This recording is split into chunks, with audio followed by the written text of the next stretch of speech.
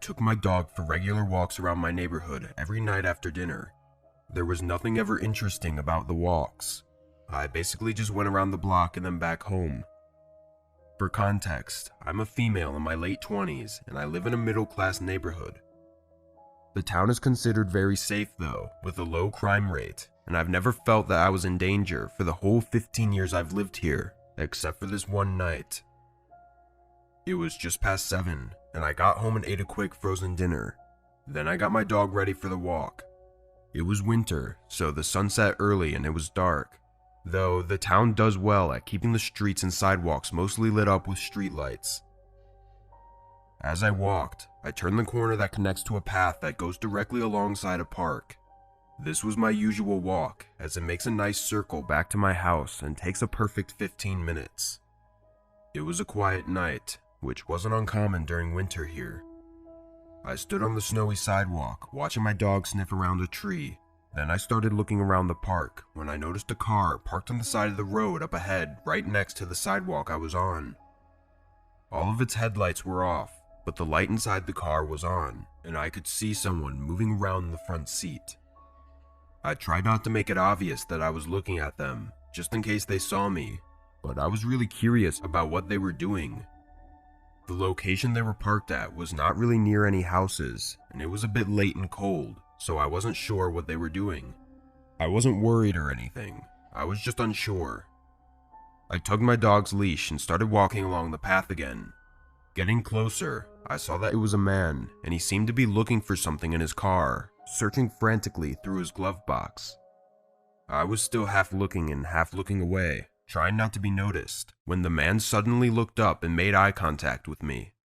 My first reaction was to look away, but then I looked back.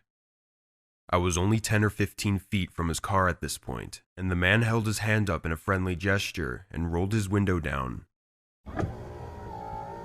"Excuse me, would you mind helping me out with something?" he yelled through his window. The man looked around my age, and just like any other guy, I asked him what he needed, and he basically just said something was wrong with his car and it wouldn't move, but he was using a lot of car words that I didn't even understand. Regardless though, I was of no use to him. "I'm sorry, I can't really help with that," I responded, pulling my dog and starting to walk again. Taking several more steps down the path, I heard the faint sound of the window rolling back up, followed by the car turning on, and a few seconds later, driving away.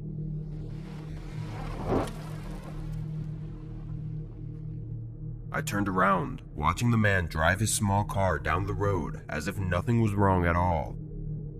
Seeing that made my stomach drop, and after a few seconds, I turned back around and started walking a bit faster. I was still 10 minutes from the house, and my mind was racing, thinking about that guy and how disturbing it was to see him drive off like that after he was asking for my help, telling me his car didn't work. I continued another 5 minutes down the path, until I got to the end portion where it goes behind a few houses before leading to the back of a neighborhood that takes me to my house. This part was darker and secluded. I walked even quicker to try and get out as soon as I could, but at the very end of the path, on the dark neighborhood street, was that same car from earlier. I could only see the very front of the car, but I still recognized it. It looked like he was parked in a way so that he was trying not to be seen. I turned around, pulling my dog with me and beginning to jog in the other direction, back the way we came. When we got back to the park, I turned down the street and took a long route home that kept me nearby other houses. Thankfully, he didn't seem to be able to find me. My heart was still racing when I got home, and I called the police to let them know about the guy. But that's when I realized I didn't get the license plate.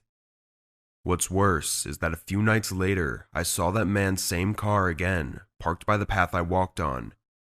This time though, all of the lights were off. I called the police, who came and searched it just to find that nobody was inside. Checking the license plate number, they found that it was actually a stolen car. Knowing this, I got a really sick feeling thinking about my encounter with the man. Feeling so safe for all my life, living in a place like that, and yet I came dangerously close to having something terrible happen to me. I often find myself thinking about what the man was frantically looking for in his glove box. I don't know for sure what that man wanted, but I don't ever want to know.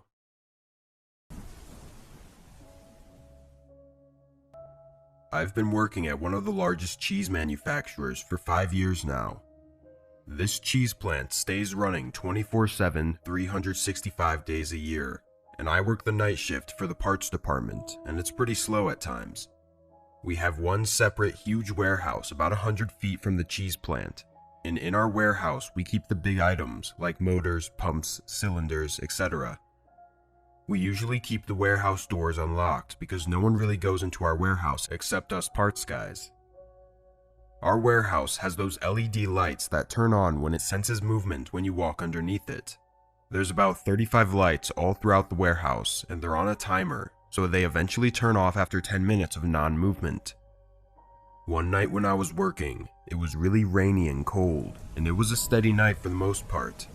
It was about 1 a.m., and I had to go to our warehouse to get a motor off the rack with a forklift. I opened the garage door and proceeded to enter the warehouse with the forklift. Upon entering, I noticed in the back corner of the warehouse that the LED motion light was on. The corner was about 50 feet or more from me, and none of the other lights were on except the back corner light. It was kind of odd, but I didn't think anything of it and began to pull the motor off the rack. Once I threw the motor on the pallet, I heard footsteps from that back corner where the LED light was on.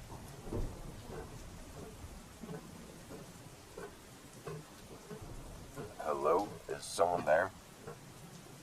I didn't hear any response, so I was thinking to myself I was probably just hearing stuff. I drove the forklift out of the warehouse with the motor and took it to the maintenance guys. I talked to the maintenance guys for about 30 minutes and took a cigarette break too. I finally went back to our warehouse at about 2 a.m. to close the garage door that I had left open. I walked up to the garage door and glanced into the back corner of the warehouse and saw that the LED light was now turned off. I closed the door and was walking back to the main door to exit the warehouse, but then I heard footsteps again and saw the back corner LED light turn on, followed by a row of lights turning on, as if someone was walking towards me. As the lights were turning on, I saw a man dressed in all black emerge from the darkness. He had tattoos all over his face and looked me straight in the eyes. I humbled a few words out, saying, "Who are you?" He looked at me without saying anything. I'm 6'2", so I knew I could take the guy if he tried to rush at me. I told him he shouldn't be in here, but he still didn't say anything and continued to give me this sinister look on his face. I called security on the radio and told them to come to the warehouse as we had an unauthorized person on the property. Once he heard me call security, the man pulled a knife from his pocket and I backed up, staring at the knife. The man stood still and didn't even move. Before long, we heard security outside the warehouse, and then the man ran towards the back door while I just stood there. Security rushed into the warehouse and asked where he went, and I told them he went out the back door. They looked around the warehouse just in case, but they couldn't find the guy. Once 6 a.m. came around, I told my supervisor about what happened, and he said he would check the security cameras to see where the guy ran off to. All the footage showed was the guy jumping over our barbed wire fence and entering our warehouse. Since that day, my supervisor has made us lock the warehouse doors at all times. I just think about what that guy would have done if I hadn't called security.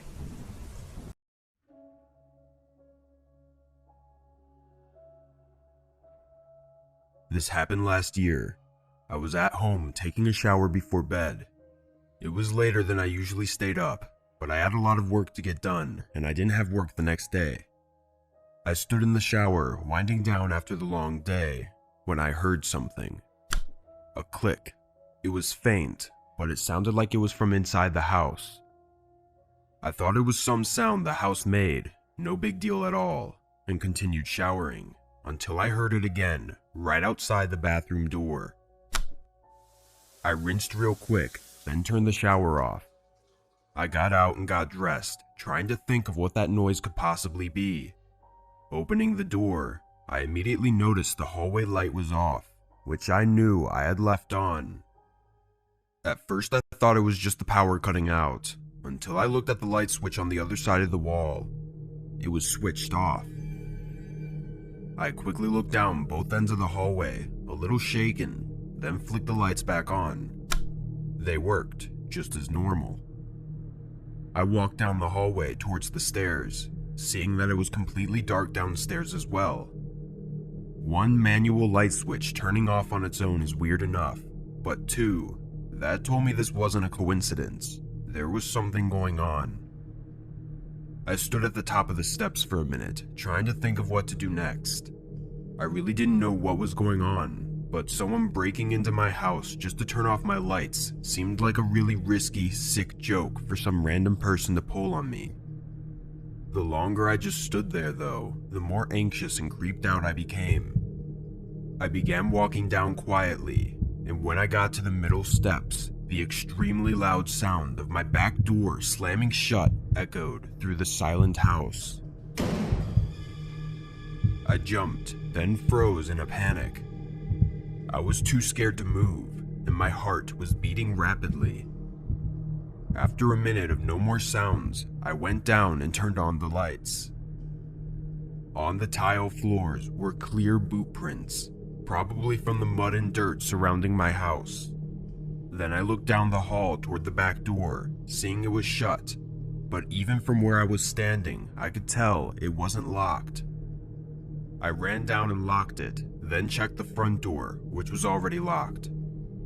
I knew I kept both the back door and front door locked at all times, especially the back door because I never used it. Strangely though, all the windows were still locked and intact, so whoever it was must have found a way to unlock the back door. I called the police as soon as I could, but to put it simply, they were pretty much useless. Checking around the place, nothing was missing, at least nothing important that I would have noticed right away. Maybe it was just some sick joke, but they didn't even stay around to get a good laugh at my reaction, so what was the point? Over the next few months, I was on high alert. Every sound the house made gave me chills, and I was paranoid about locking my doors, checking them 4 or 5 times a night. So far, still living in the same house, nothing else has happened. Though just 2 months ago, I woke up and noticed that the back door was unlocked again. However, by then I wasn't checking the locks every night, so I figured I must have forgotten to lock it. I don't know though, part of me thinks it was that intruder again. There's also a part in my mind that thinks it may be something paranormal, but I'm still not sure. But whatever it was they were trying to do still creeps me out, and I plan on moving away very soon.